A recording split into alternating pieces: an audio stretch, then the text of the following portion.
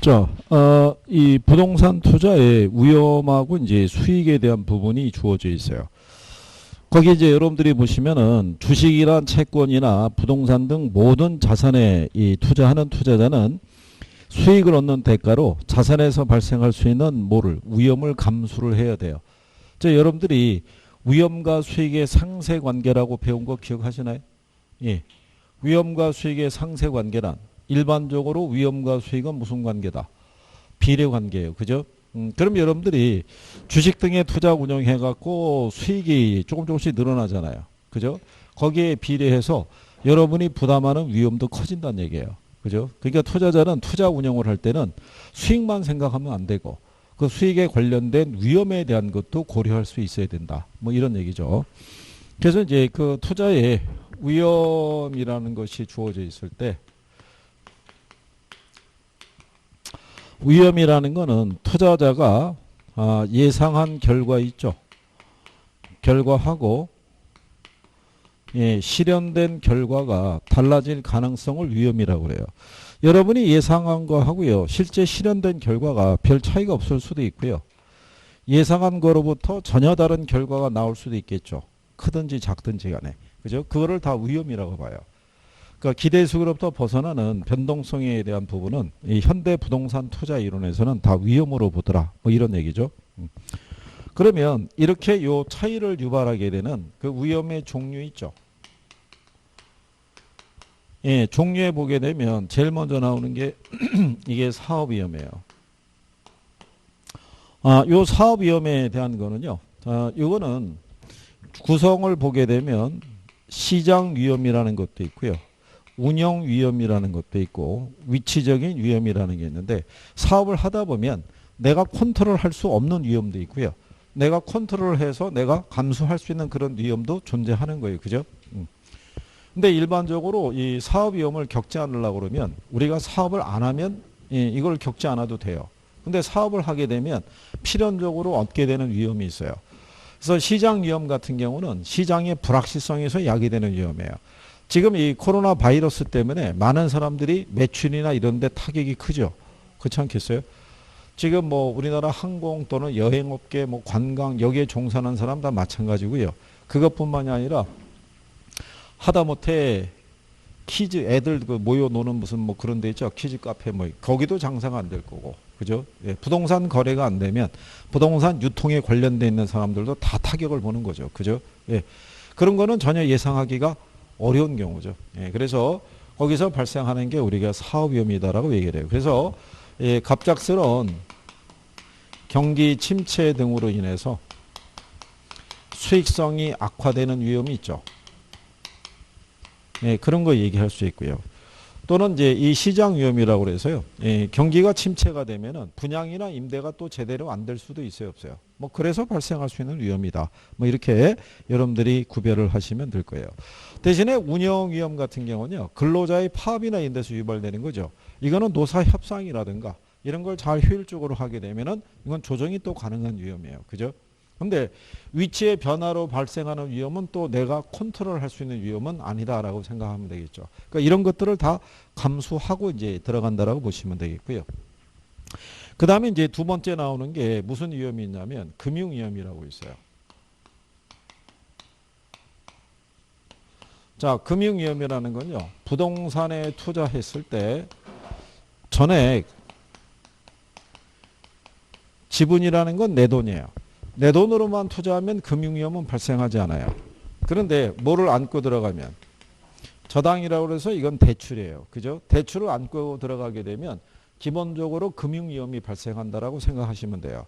그러니까 전액 자기 자본으로 투자하면 무슨 위험은 발생하지 않냐면 금융위험은 발생하지 않는데 그러면 이제 이게 저당이라는 거는 말 그대로 이걸 조달한다는 얘기예요.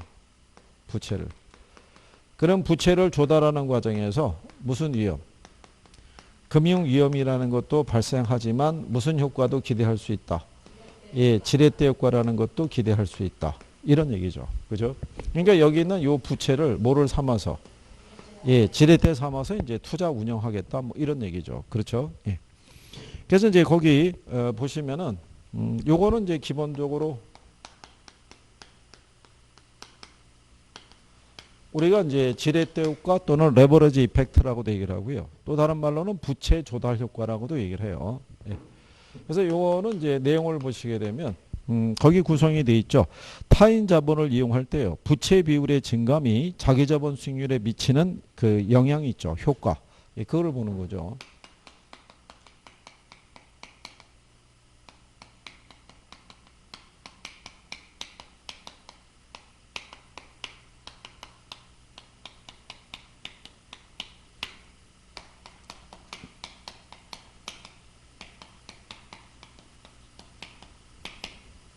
그래서 이게 이런 게 뭐냐면요. 부채 비율이 커지잖아요.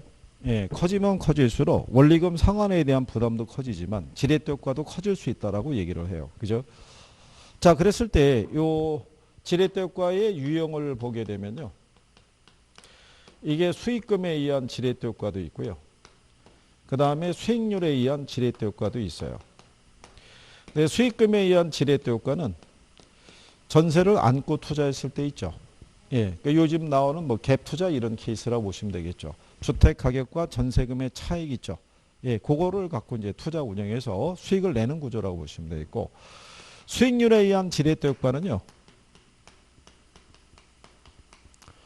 얘는 이 종합 수익률하고요. 저당 수익률의 크기 있죠. 예, 여기에 의해서 우리가 지렛대 효과를 측정할 수 있어요. 그죠? 그래서 일반적으로 계산을 안 해보더라도요. 종합수익률하고 저당수익률의 크기만 가지고 정의 지렛대 효과가 발생할지 또는 부의 지렛대 효과가 발생할지를 우리가 구별할 수 있어요. 그래서 일반적인 이렇게 보시면은 정의 지렛대 효과 있죠. 얘는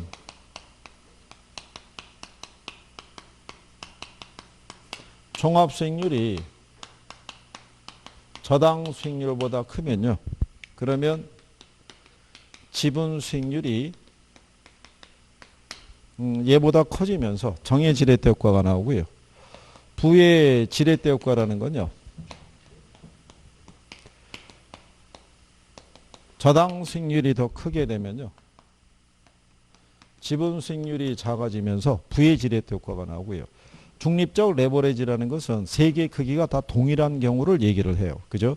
그래서 여러분 시험에 거기에 보면은 수익률에 의한 지렛대 효과 보면은 양가로 1번이 있죠. 예, 거기 보시면은 정의 레버리지 효과에 돼 있죠. 그래서 종합 수익률이 저당 수익률보다 크면 그러면 지분 수익률도 그 지분 수익률이 종합 수익률보다 커지죠. 예, 그렇게 되면은 이제 정의 지렛대 효과가 나온다는 거예요. 자, 그럴 때 그러면 이제 여러분들이 종합수익률이라는 거를 구해봐야겠죠. 종합수익률이라는 건 이건 총자본 수익률이라고 그래요. 이게 여러분들 이제 교재 보시게 되면은 260페이지 있죠. 예, 상단에 가면 박스에 공식이 있어요, 없어요? 공식이 있잖아요. 그죠? 그러면 종합수익률이라는 것은요. 총 투자액분의 예, 순영업소득의 크기를 구하고요. 얘가 100분율이니까 당연히 곱하기 100이라는 게 이렇게 수식되어 있는 거예요. 그죠? 예. 자, 그 다음에 여기서 일단 요건 또 하나 알아둬야죠. 여기서 요 순영업소득이 있죠. 예, 이 순영업소득의 크기를 계산할 때는 두 가지를 계산해요. 하나가 소득이득하고요. 하나가 자본이득이 있죠. 그러니까 내가 임대부동산에 투자하게 되면은 임대 수익 나오겠죠. 그 다음에 부동산 가치가 상승하죠. 그럼 가치 상승에 따른 이득도 어디다 반영하는 거예요? 순영업소득에. 그러니까 가령 예를 들어서 이렇게 나올 수 있죠. 만약에 1년간의 순영업소득이 가령 예를 들어서 3천만 원이고요. 1년간의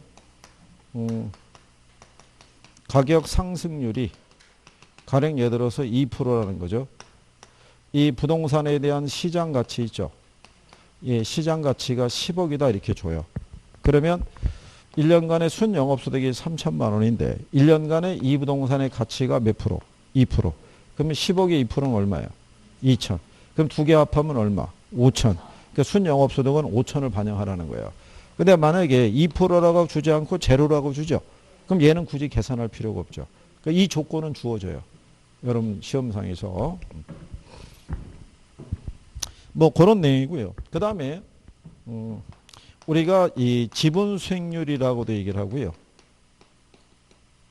이걸 자기자본 수익률이라고도 얘기를 해요.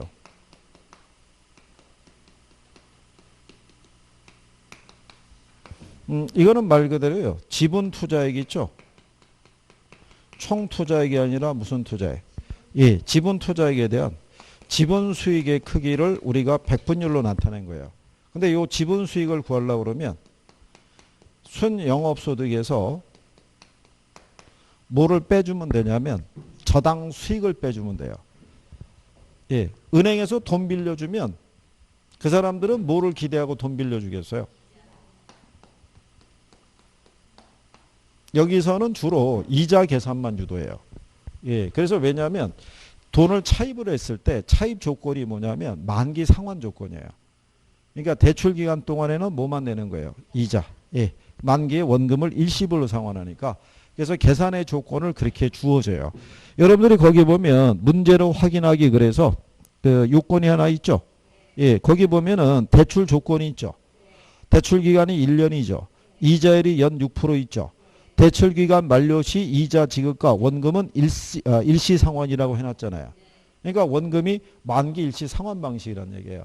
그러니까 대출 기간 중에는 원금 상환은 없어요. 뭐만 내는 거예요? 이자. 그리고 이 지렛대 효과를 계산할 때 항상 조건은 1년이라는 조건이에요. 1년. 왜냐하면 기간이 달라지게 되면 지렛대 효과의 크기가 달라져요. 예, 1년을 기준으로 했을 때는 정해 지렛대 효과인데 3년, 5년 하게 되면 부의 레버리지로 바뀔 수도 있어요. 그래서 항상 계산할 때는 조건을 1년이라고 주는 거예요. 이게 여러 가지가 있는 거예요. 지렛대 효과의 논리라는 게. 자, 그래서 이렇게 계산하면 되기 때문에요. 그러니까 이거 계산하려고 그러면 먼저 거기 문제에 들어가 있죠. 뭐라고 해놨냐면 자, 이 투자 부동산의 가격이 얼마라는 거예요. 그러면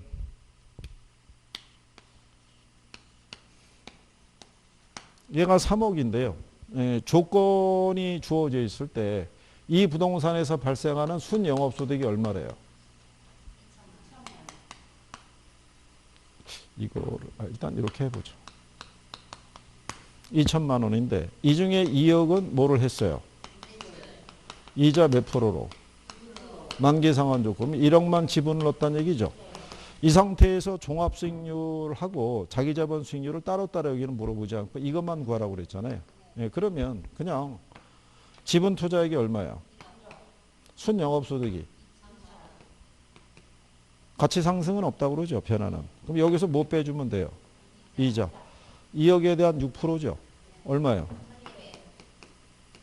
그럼 빼면 얼마야? 1억에 800이면 그럼 8%. 8%가 답이에요. 그죠? 자기자본 수익률을 계산할 때. 그죠? 그러니까 제일 먼저 이게 원래 기준은 뭐냐면 이게 순영업소득이라는 게 이게 종합수익이에요. 내 돈이 아니라 남의 돈까지 들어가서. 종합수익에서 뭐 빼주면 되냐면 저당수익 빼주면 돼요. 저당수익이 이자예요. 그러니까 이제 구성을 한다면 이런 거죠. 종합수익이 바로 뭐다? 이게 순영업소득이에요. 여기서 저당수익을 빼주면 돼요. 그죠? 그러면 이 저당수익이라는 게 뭐냐면 그게 이자예요. 그러면은 무슨 수익이 나온다는 거예요? 네, 그러면 지분 수익이 나오는 거예요. 여기에 대해서 무슨 투자액 대입하면은 네, 그러면 나오죠. 자기자본 수익률이. 여기 지금 순영업소득이 2천이었잖아요. 이자가 얼마? 그럼 이게 800이잖아요. 내가 투자한 게 1억이니까 그럼 8%. 그러니까 단순하게 이렇게 대입할 수 있는 경우죠. 그렇죠? 그래서 이제 이렇게 구하는 게 자기자본 수익률을 구하는 개념이고요. 최근에 나온 거는 융자가 있을 때하고 없을 때 있죠. 예, 그때 이제 자기자본 수익률의 크기를 구하라고 이렇게 출제한 적도 있어요. 그죠? 예. 그래서 우리가 지난번에 이제 계산 논리 하면서 이제 한 번은 다 해본 거죠. 예? 받았을 때. 근데 지금은 기억이 없을 거예요. 그렇죠? 계산 문제집은 잘 있나요? 혹시 어디 뭐 냄비 받침대 들어가 있거나 그런 건 아니겠죠? 어? 이게 나중에 공부하시다 보면 책이 많아져요. 그렇잖아요. 기본서 6권, 문제집 6권, 요약집 6권, 뭐 기출문제집도 6권, 뭐 이런 식으로 해서 분량이 많아지는 거예요. 뭐 여기까지 올라올 거 아니에요, 이렇게. 그죠? 하나라도 잘 해주시면 돼요. 자, 그래서 이렇게 해서 우리는 무슨 효과를 확인할 수 있다. 지렛대 효과를 구하는 것 있죠. 예, 그래서 이제 그런 개념 정도 알아두시면 되겠고요. 그 다음에 이제 위험에 대한 종류를 보게 되면 사업위험하고 금융위험 말고도 법률적 위험이라고도 있죠.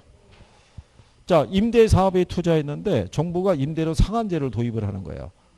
그래서 일정 수준의 임대료를 못 받게 되면서 자기가 애초 예상했던 수익률이 달성이 안 될 수도 있겠죠.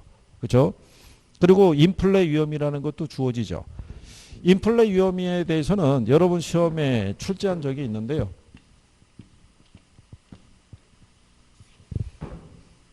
그럼 만약에 인플레 위험이 주어져 있을 때요. 인플레가 발생하게 되면 화폐의 실질적인 가치가 떨어지죠. 그래서 우리가 여기에 대처하기 위해서 대출자 있죠. 대출자는 누구 얘기했냐면 금융기관 얘기한 거예요. 대출자가 대출을 해줄 때는 고정이자율과 변동이자율이 있죠. 무슨 이자율로? 예, 변동이자율로. 그래야지 인플레에서 발생할 수 있는 리스크를 차입자에게 전가할 수 있을 거 아니에요. 그죠? 이게 2번 나온 거고요. 2번. 그 다음에 투자자 있죠.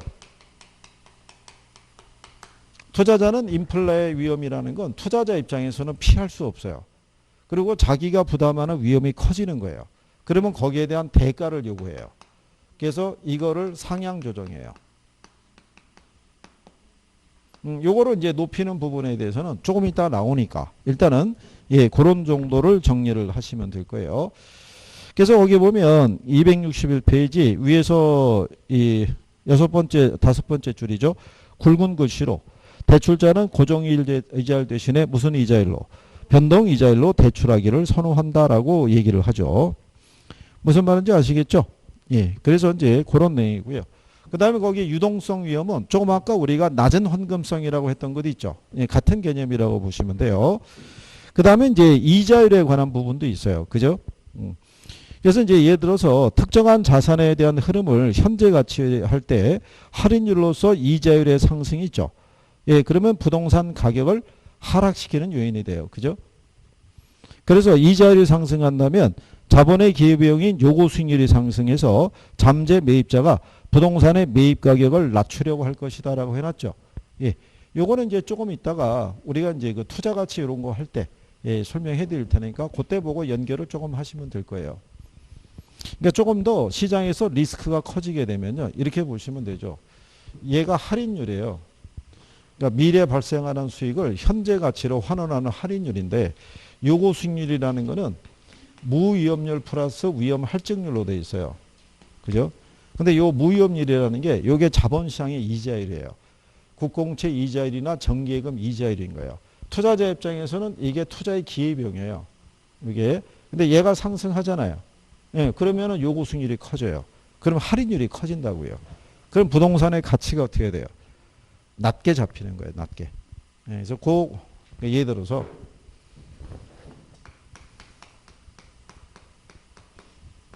투자 가치를 계산하면요. 투자로부터 예상되는 수익을 이게 투자자의 요구 수익률로 할인하는 거예요. 할인할 때 요 예상 수익은 영구적으로 일정한 수익이 발생한다고 가정해요. 근데 만약에 예상 수익이 1,000만 원이고요. 요구 수익률이 10%래요. 그러니까 할인율을 하니까 소수로 바꿔야 되니까 100분의 10이니까 0.1이죠. 그러면 이 가치가 1억이 나와요. 근데 만약에 부동산에 대한 시장 가치 있죠. 시장에서 매물로 남아있는 게 얘가 8천에 나와 있어요. 그죠? 근데 시장에서는 객관적으로 보면 한 8천 정도의 가치가 있다라고 거래 가격이 주어져 있는데 내가 볼 때는 주관적으로 볼 때는 얘는 8천 이상의 가치가 있는 거예요. 그러니까 내가 투자 지금 시장 가격이 8천이면은 내가 지금 사면은 싸게 사는 거예요. 그러니까 투자 가치가 뭐보다 크면 시장 가치보다 크면 투자자는 위험을 감수하고 투자할 수 있는 거예요. 근데 시장에서 무위험률이 있죠. 이게 상승한 거예요. 원래 이게 10%가 됐던 거는 얘가 2%였고 가령 예를 들어서 얘가 예를 들어서 8% 이래 가지고 두 개 합쳐서 10%였는데 얘가 커진 거예요. 가령 예를 들어서 뭐 12%를 커졌다. 그러면 요구 수익률이 20%로 커진 거겠죠. 그러면 같은 수익이 있을 때 얘를 20%로 할인하잖아요. 예, 그러면 얘가 5천이 나와요. 5천. 그러면 내가 볼 때 주관적인 가치는 5천밖에 안 되는데 시장에서는 8천의 매물로 나와 있는 거예요. 그러면 이 사람은 8천에는 주고는 못 사죠. 그러면은 얘기해서 뭐라고 그러겠어요? 이 수준으로 떨어져서 내놓게 되면 그때는 내가 살 수 있다. 이런 얘기예요. 그렇죠. 위험이 커지면 투자자는 좀 더 보수적인 판단을 할 수밖에 없다는 얘기예요. 왜냐하면 가치가 떨어지니까. 네, 그런 얘기예요.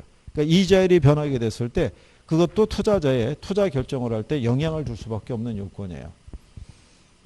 여기까지는 인용하기는 조금 힘들 거예요.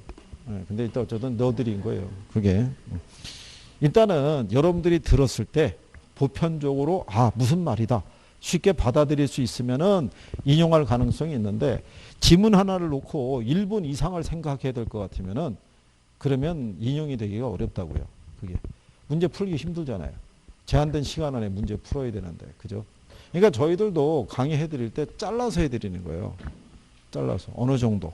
그죠? 다 한다고 시험에다 나오냐면 그렇진 않아요. 그러니까 저희가 이 투자나 뭐 금융이나 경제나 이런 뭐 간평이나 이런 데서는 요건이 훨씬 많은데 어느 정도 선에서 잘라 드리는 거예요.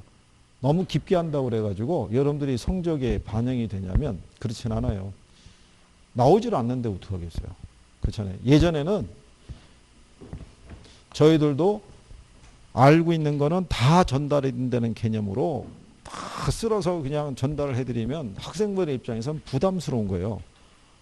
그걸 다 받아들이기가 힘들거든요. 선생님 입장에서는 아무리 쉽게 설명한다고 해도 받아들이는 사람의 입장에서는 어려운 건 똑같은 거예요. 그러니까는 자꾸 도르셔야 돼요. 이거. 그죠? 보니까는 열심히 하려고 석류집인가? 공부하려고 건강 챙겨서 저런 것도 갖다 놓았다는 얘기는 앞으로 공부를 열심히 하겠다는 의지를 표현한 거겠죠? 그냥 갖다 놓고 저거 먹는 거로 끝나는 건 아니겠죠? 야, 요즘 피부가 좀 거칠어진 것 같아. 그거를 진정을 시켜야 돼서 먹는 건 아니겠죠? 그래요. 열심히 하실 거라고. 자, 그 다음에 요 위험에 대한 대가로 투자자들이 투자를 결정할 때 가장 중요한 요소로 활용하는 게 이제 수익률이죠. 그래서 두 번째 나오는 게 뭐냐면 수익률이죠. 예, 수익률이라는 것은 이 대상 부동산에 투입된 투자 자본 대비 투자 수익의 비율을 말하고요. 투자자가 투자를 결정할 때 가장 중요한 변수로 활용하는 게 뭐냐면 그게 수익률이에요. 그죠? 그럴 때 이 수익률의 종류를 보게 되면 제일 처음에 나오는 게 기대 수익률이라고 있어요. 얘는 이 투자로부터 예상되는 수익과 지출을 토대로 계산한 거고요. 다른 말로 내부 수익률이라고도 얘기를 해요. 기대 수익률하고 내부 수익률은 엄밀하게 말하면 같은 건 아닌데요. 중개사 시험에서는 그냥 같다라고 쳐주는 거예요. 그래서 자, 그랬을 때 두 번째 나오는 게 이제 요구 수익률이 있어요. 요 요구 수익률은요, 이 투자 자본의 기회비용의 성격을 갖고 있고요. 투자자가 이제 투자를 하기 위해서 충족되어야 할 최소한의 수익률을 나타내요. 이게 이제 여러분 시험에 최대한의 수익률이다라고 한번 출제한 적이 있어요. 틀리게. 그리고 얘는 외부 수익률이라고도 얘기를 해요. 그래서 이제 요게 요구 수익률이 있고요. 그 다음에 나오는 게 실현 수익률이라고 있어요.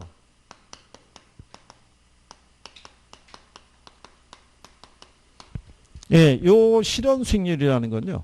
이거는 투자의 결과로 우리가 알 수 있는 거예요. 그래서 얘네를 우리가 사후적 수익률이라고 그래요. 이게 시험에도 나온 건데요. 일단 여기서 여러분들이 알아두실 거는 얘네 둘이 이게 사전적 수익률이에요. 그래서 투자자가 투자를 할 것이냐 말 것이냐를 결정을 할 때는 얘하고의 비교는 없어요. 얘하고의 비교를 통해서 투자 결정을 하는 거예요. 그죠? 투자하는 시점에서는 투자의 결과를 알 수는 없잖아요. 그죠? 예, 그래서 투자자들은 기대 수익률하고 뭐를 요구 수익률을 비교해서 이게 투자를 결정을 하는 거죠. 그래서 여기서 여러분들 시험에 인용이 되는 거는 거기 262페이지 상단에 가면 양가로 2번에 기대 수익률과 요구 수익률의 관계 있죠. 예. 그거를 이제 기억을 하시면 되죠. 관계를 보면 기대 수익률이 뭐보다 크면요. 요구 수익보다 크면은 투자를 채택한다는 거예요.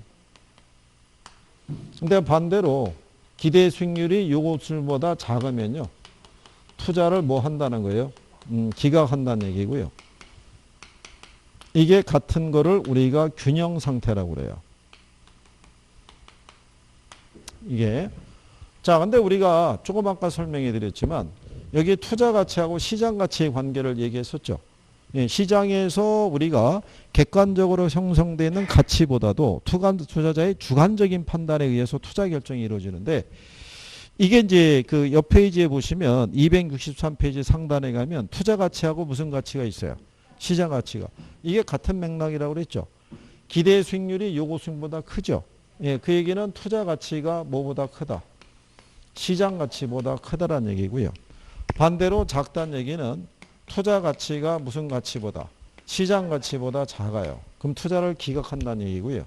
기대 수익률과 요구 수익률이 같다는 얘기는 투자 가치하고 시장 가치가 같아진다라는 얘기예요. 이게 같은 걸로 인식을 하셔야 돼요. 같은 뜻을 담고 있으니까.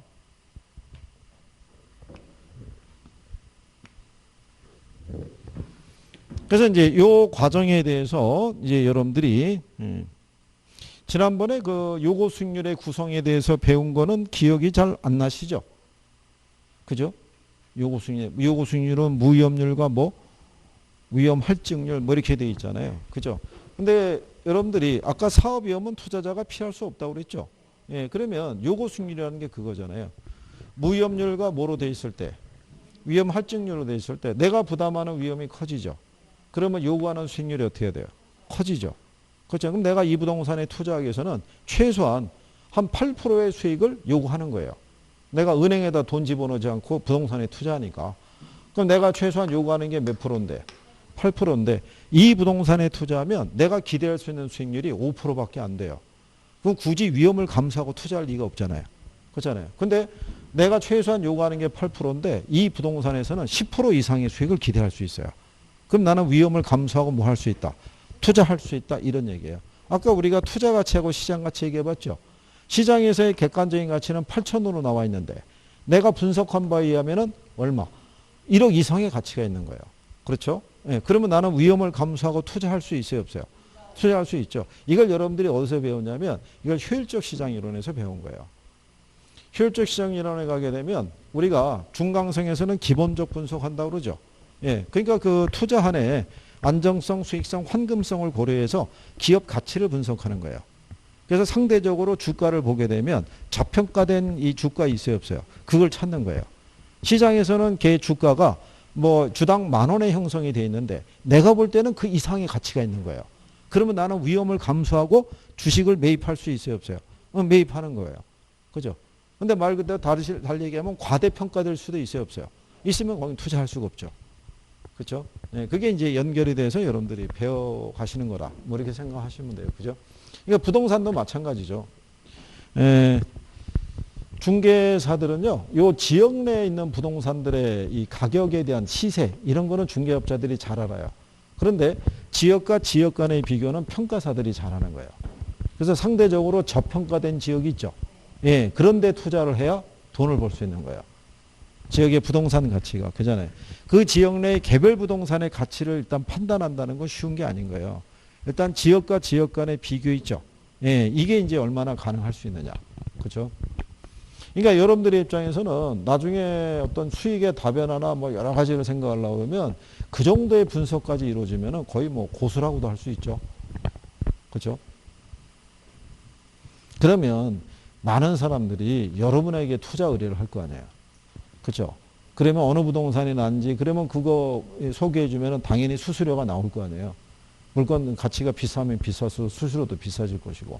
그러기 위해서는 합격한 다음에 진짜 열심히 공부해야 된다니까요. 열심히 합격한 다음에. 그죠? 최소한 뭐 금융이나 뭐 세무나 신탁 뭐 이런 것들은 좀 할 수 있어야 돼요. 그래야지 수익적인 구조가 훨씬 좋아지실 거예요. 근데 일단은 뭐 되고 난 다음에 생각해 볼 일이죠. 그렇잖아요. 지금 뭐 되지도 않았는데 뭐 경매는 어떻게 하면 잘할 수 있나요? 뭐 이런 얘기. 아니 경매도 무슨 민법을 열심히 하면 경매도 할 수 있는 거예요. 민법을 잘 알면. 그렇잖아요.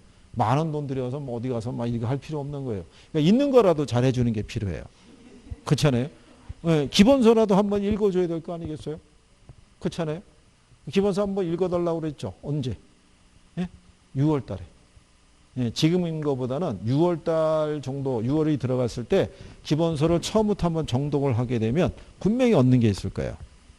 내용을 전혀 모르는 상태에서 정독을 하면은 모르는 내용이 많아가지고 이게 읽기가 힘들어요. 근데 6월 달 정도가 되면 기본으로 한 3번. 그죠? 예, 작년부터 해서 횟수로 2년 된 분들은 벌써 한 뭐 4번 이렇게 들은 거예요. 한번 쭉 읽으면은 느낌이 틀릴 거예요. 기본서가 없는 시험은 있을 수가 없잖아요. 그죠? 예. 그래서 많은 분들이 공부하실 때 얇은 거를 이렇게 선호하는 경향이 있어요. 시간이 없고 뭐 저기 하고 그러니까. 근데 얇은 거는 얘가 압축이 된 거라고요. 그러니까 이 논리가 이해가 안 되면 얇은 거를 본다고 해서 그게 받아들이기가 쉽지가 않은 거예요. 그죠? 그리고 이게 공부할 때는 요령이라는 게 의미가 없잖아요. 그죠? 공부는 왕도가 따로 없잖아요. 누가 꾸준히 열심히 하느냐 이거죠. 그죠? 잘 해주실 거라고 생각하고요. 자, 그 다음에 그 밑에 가시면은 263페이지에 위험과 수익의 관계라고 있죠. 예, 거기 이제 해보시는 거고. 요거 시험에서 잘 인용하는 거예요. 얘가 얘보다 클 때 투자를 뭐 한다고요? 채택한다는 거. 자, 그 다음에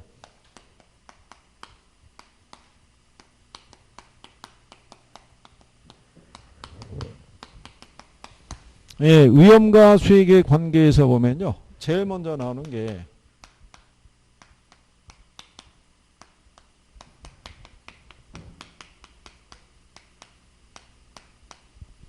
위험에 대한 투자자의 행동 또는 태도라고 그래요.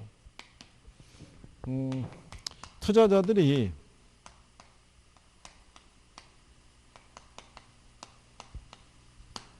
위험 혐오적인 행동을 할 수 있다는 거예요. 그죠? 예. 근데 여기서 얘기하는 위험 혐오적이라는 것도 있죠. 예, 위험 혐오적이라는 건 뭐냐면 같은 조건이면은 상대적으로 위험을 적게 부담하려고 한다라고 생각하시면 돼요. 그죠? 예, 그러니까 이 사람은 만약에 어떤 이제 뭐 내기란 이런 게 있어가지고 동전을 던져갖고 앞면이 나오면은 가령 예를 들어서 200원 줄 수 있고 뒷면이 나오면은 100원밖에 못 준다든가 아니면은 뭐 이럴 수도 있죠. 앞면을 던지가지고 앞면이 나오면 100원을 가져갈 수 있고 뒷면이 나오게 되면 거꾸로 100원을 줘야 되는 두 가지 이런 조건이 있죠. 예, 이 조건을 가지고 내기 한번 해보겠냐 그러면 위험 혐오적인 사람은 이 내기를 받아들이질 않아요. 그죠? 왜? 이 100원을 버는 것보다는 100원을 잃는 거에 대한 아픔을 더 크게 생각하는 사람이에요.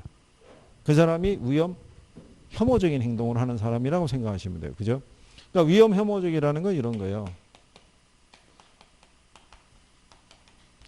기대 수익률이 동일한 두 개의 투자 대안이 있죠. 그러면 위험 혐오적인 행동을 하는 투자자들은 상대적으로 위험이 작은 투자안을 선택한다는 얘기예요. 같은 조건이면. 그죠? 근데 위험 혐오적인 행동을 하는 사람들도요. 위험을 감수하고 투자를 해요. 그러니까 이 사람들이 수익이 비슷하면 위험이 작은 거를 선택하지만 그렇다고 해서 위험 자체를 부정하는 건 아니란 얘기예요. 그러니까 이 사람들도 위험을 감수하고 투자해요. 그럼 어떨 때 위험을 감수하고 투자하냐면 위험을 감수할 만한 대가가 주어지면. 그죠? 즉 기대 수익률하고 요구 수익률을 비교했을 때 뭐가 크면 기대 수익률이 크면 나는 위험을 감수하고 투자할 수도 있다는 얘기예요. 그죠? 그 다음에 투자자 입장에서는 피할 수 없는 위험 있어요 없어요? 있을 거 아니에요. 예를 들어서 시장이 어떻게 변할지 그죠? 예, 이런 거는 알 수가 없거든요. 그러면 피할 수 없는 위험에 대해서는 반드시 높은 대가를 요구해요. 그래서 뭐를 높여서 대처하냐면 요구 수익률을 높여서 대처하는 거예요. 그죠? 예. 그래서 이런 투자자의 유형을 보게 되면요. 위험 회피적인 투자자가 있고요. 위험 중립적인 투자자가 있고요. 그 다음에 위험 추구적인 투자자가 있을 때 세 가지 유형 중에서 가장 합리적인 투자자 있죠. 예, 걔가 이해가 되는 거죠. 위험 회피적인 투자자. 위험 회피적인 투자자가 이런 행동을 하는 사람이에요. 예, 기대 수익이 동일한 두 개의 투자 대안에 있으면 위험이 작은 걸 선택해요. 그죠? 근데 이런 투자자도 위험을 감수하고 투자할 때는 반드시 대가를 요구하는 거예요. 높은 대가를. 그 사람이 위험 회피적이고요. 위험 중립적인 투자자 있죠. 예, 이 사람은 어떤 위험도 감수하려 들지 않는 사람이에요. 그러니까 보유하고 있는 자산을 안전한 곳에만 투자 운용하는 거예요. 그러니까 주식, 부동산 아무것도 선택 안 하는 거예요. 예금에만 넣어놓은 사람이에요. 예금에 넣어놓는 게 가장 확실하다는 얘기죠. 자산 손실이 없으니까. 그 다음에 위험 회피, 추구적인 사람이 있죠. 이 사람은 위험을 즐기는 사람이에요. 자기가 부담하는 위험이 커요. 예. 근데 물론 위험이 큰 만큼 높은 수익이 있죠. 예. 그거를 기대하고 투자하겠죠. 근데 그 위험을 즐기는 사람이에요. 그러니까 우리나라 같으면 로또 사는 사람이에요. 예. 로또 게임을 하게 되면 당첨될 확률보다는 안 될 확률이 크죠. 그렇잖아요. 그런데도 그걸 사는 거예요. 뭐 때문에? 되기만 하면? 그렇잖아요. 뭐 인생 역전 뭐 이런 거잖아요. 근데 현실은 안 될 확률이 크잖아요. 그죠? 그렇지 않겠어요? 저희가 볼 때는 확률이 제로 게임이에요. 이게. 근데 매주 왜 저기 그 당첨자들 나오죠? 예, 그 사람들은 전생에 나라를 구했거나 그렇지 않겠어요? 뭔가 특별한 뭔가 있지 않고서는 그게 당첨되기가 되게 어려운 게임이에요. 근데도 사람들은 사잖아요. 특히 우리나라가 사행성이 강한 나라잖아요. 그렇잖아요. 우리나라가 이 복권이 잘 팔리는 나라예요. 특히 우리나라 사람들이 성격이 급하죠. 혹시 아실지 모르겠는데 이게 왜 긁어서 당첨 확인하는 복권 있죠? 그거 처음에 우리나라 그 소개됐을 때 있죠? 그때 제가 강의차 종로 나갔을 때였는데 종로 가면은 그 종강역 그 있어요. 거기 지하철 이렇게 빠져나오니까 사람들이 벽에 붙어가지고 뭔가를 막 이러고 있는 거예요. 그래서 저게 뭔가 싶어서 봤더니 그게 즉석 복권이었어요. 딱 우리나라 정서에 맞는 거예요. 바로 확인할 수 있으니까. 그죠? 무진장하게 해가 뭐 팔이 아래로 막 무진장 움직이는 거예요. 그죠? 수강생도 몇 명 보이고 거기 서가지고 기대는 뭐였겠어요. 되기만 하면 학원 안 올라간다 뭐 이런 건데 그냥 긁다가 그냥 올라오는 거죠. 그냥. 그렇잖아요. 그래도 못해. 그러니까 이 사람이 위험 추구적인 사람이에요. 그죠? 그래서 각각 위험에 대한 대가를 요구하는 게 틀려요. 그렇죠? 예, 그래서 이렇게 보면요. 수익률 위험이라고 그랬을 때요. 이게 뭐를 나타내냐면 이게 무위험률 나타내요. 무위험률이라는 건 정계금, 이자율 뭐 이런 것 있죠. 예. 그러니까 여기에 투자 운영하는 사람이 이 사람이에요. 예. 그러니까 이 사람은 어떠한 위험도 감수하지 않는 거예요. 근데 만약에 위험이라는 것이 추가로 발생할 거라고 예상이 되죠. 그러면 위험 회피적인 투자자의 무차별 곡선의 기울기는 가파르게 가요. 그러니까 자기가 부담하는 위험이 약간이라도 주어지면 높은 대가를 바라는 거예요. 그러니까 여기가 뭐 나타낸다? 위험. 여기가 뭐 수익률 나타내는 거예요. 근데 위험 추구적인 사람이 있죠. 예, 이 사람의 무차별 곡선의 기울기는 완만하게 가는 거예요. 이 사람이 부담하는 위험이 커요. 근데 높은 대가를 기대한다 안 한다? 안 한다는 거예요. 그죠? 그래서 위험에 대한 태도를 나타낸 무차별 곡선의 기울기를 보면 위험 회피적인 투자자가 훨씬 기울기가 가파른 거예요. 그죠? 이게 시험에 나온 적이 있어요. 네? Y축, X축 이렇게 나가지고. 그래서 일단은 뭐 그런 정도다. 자, 그 다음에 이제 거기 여러분들이 보시면 264페이지에 거기 중간에 가면 양가로 3번에 위험 혐오도와 직선의 기울기 이렇게 해놨죠. 네, 그래서 굵은 것이 위험 혐오도가 클수록 직선의 기울기는 어떻게 돼요? 가파르고 위험 혐오도가 작을수록 직선의 기울기는 완만하다라고 얘기를 해놓은 거예요. 그죠? 그러니까 여러분들이 그 로또라는 게임을 산다는 거는 위험 자체를 즐기는 거예요. 되면 뭐 솔직히 위락천금 뭐 큰 돈을 벌 수 있지만은 실상은 안 되더라도 크게 낙담하진 않아요. 포기했는데 본전이라도 되잖아요. 그럼 왠지 모르게 돈을 버는 것 같은 느낌이 드는 거예요. 원래 포기했었는데. 그렇잖아요. 네, 그런 거라고 생각하시면 돼요. 그 다음에 이제 그 밑에 보면 위험과 수익의 상세 관계라고 있어요.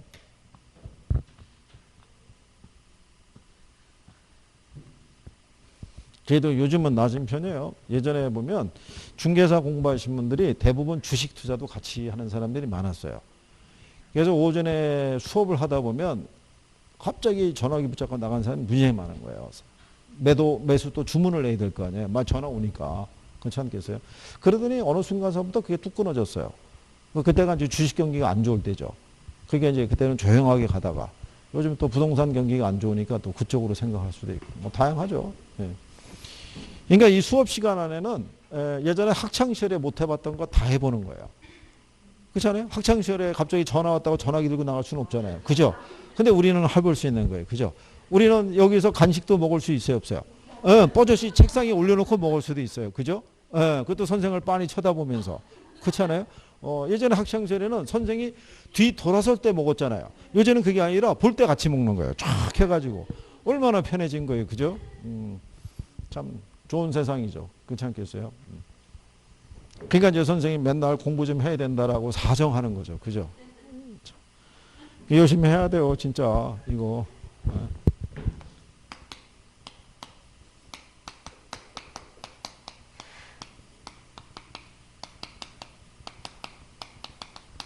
자, 위험과 수익의 상세관계라고 있죠. 예, 위험과 수익의 상세관계라는 건요. 일반적으로 위험과 수익은 무슨 관계다? 예, 비례 관계인 거예요. 그죠? 근데 항상 비례하진 않아요. 근데 일반적으로 그렇다는 이런 거잖아요.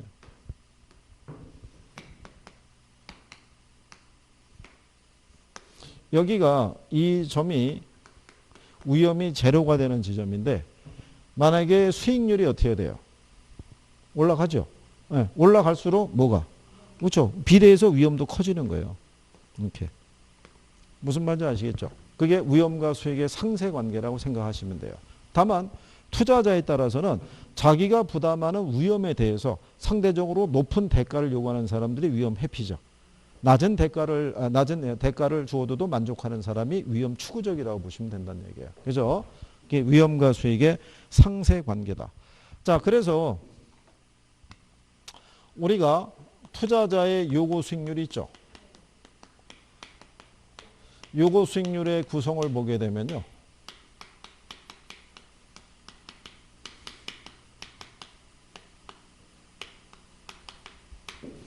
요구 수익률은 무위험률 플러스 위험 할증률로 되어 있어요. 그죠? 자, 여기 보면은 요 무위험률이 있죠. 예, 요거는 그 국공채 이자율 있죠. 또는 정기예금 이자율을 얘기를 해요. 이게 이제 투자자 입장에서 보면 이게 투자의 기회병의 성격이 있는 거예요. 그죠? 내가 만약에 부동산에 투자하지 않고 국채 등에 투자 운영하게 되면은 이게 이제 국채 이자율 이런 거 얘기하죠. 한 2% 정도의 이윤을 낼 수 있는데 나는 이거를 포기하고 부동산에 투자한 거예요. 그죠? 그러면 최소한 부동산에 투자할 때 기회비용의 성격으로 이건 반영을 해줘야 되는 거예요. 근데 국채 이자율은 변할 수 있어요, 없어요? 변할 수 있죠. 얘가 2.5%로 높아질 수 있잖아요. 그러면 얘가 커지잖아요. 그럼 얘도 커지는 거예요. 내가 포기한 기회비용이 커지는 거니까. 근데 국채 이자율은 하락할 수 있어요, 없어요? 하락할 수 있는 거예요. 그럼 얘가 낮아지면 내가 포기한 기회비용이 작아지니까 요구 수익률도 작아지는 거예요. 이게 시험에 2번 나온 거예요. 무위험률의 하락은 요구 수익률을 상승시키는 요인이다. 그럼 틀리는 거예요. 얘를 하락시키는 요인이라고 보셔야 돼요. 그죠? 그리고 이제 이 부동산 투자할 때 투자자의 요구 수익률 산정은 얘를 기준으로 하는 이유는 부동산 시장은 불안전한 시장이기 때문에요. 부동산 시장에서는 평균적인 수익률을 내기가 어려워요. 그래서 자본시장의 이자율을 기준으로 우리가 측정하는 거예요. 그 다음에 여기 보면은 위험 할증률이라고 해놨죠. 예.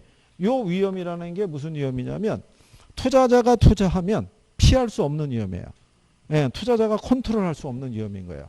아까 여러분들이 사업 위험을 겪지 않으려면 어떻게 하면 된다 그랬어요. 예. 근데 사업하면 겪어야 되잖아요. 그죠? 예. 그러면 거기에 대한 대가 1%. 그죠? 만약에 돈 빌렸으면 금융위험 발생하겠죠. 그럼 거기에 대한 대가 또 얼마? 1%. 이런 식으로 늘려가는 거예요. 내가 부담하는 뭐가 커지면, 위험이 커지면 요거 수익률이 커지는 거예요. 그죠? 그래서 요거 수익률은 무위험률과 위험 할증률의 합으로 되어 있는 거예요. 그러니까 요거 얘가 변하든 얘가 변하든 요거 수익률의 크기는 달라질 수 있다는 거예요. 그죠? 무슨 말인지 아시겠나요? 이럴 때 무위험률과 위험 할증률 있죠. 예, 요거를 합한 거를 위험 조정률이라고 그래요. 용어상에서 위험 조정률인데 요거 수익률 자체가 미래 수익을 현재 가치로 환산할 때 얘가 할인율로 쓰여져요. 그래가지고 얘를 위험 조정 할인율이라고도 얘기를 하는 거예요. 이렇게. 그래서 여러분들이 거기 이제 교재상에서 보시면 무위험률이라고 해놨죠. 예. 그래서 거기 동그라미 4번에 가면 굵은 글씨로 해놨죠. 무위험률이 상승하면 요거 수익률도 상승하고 무위험률이 하락하면 요거 수익률도 하락한다 이렇게 해놨죠. 예. 그래서 이제 그걸 얘기하는 거죠. 그때 위험 할증률이라고 주어져 있죠. 예. 투자자의 요거 수익률은 개인으로서 피할 수 없는 위험이 증대됨에 따라 아울러 상승한다라고 해놨죠.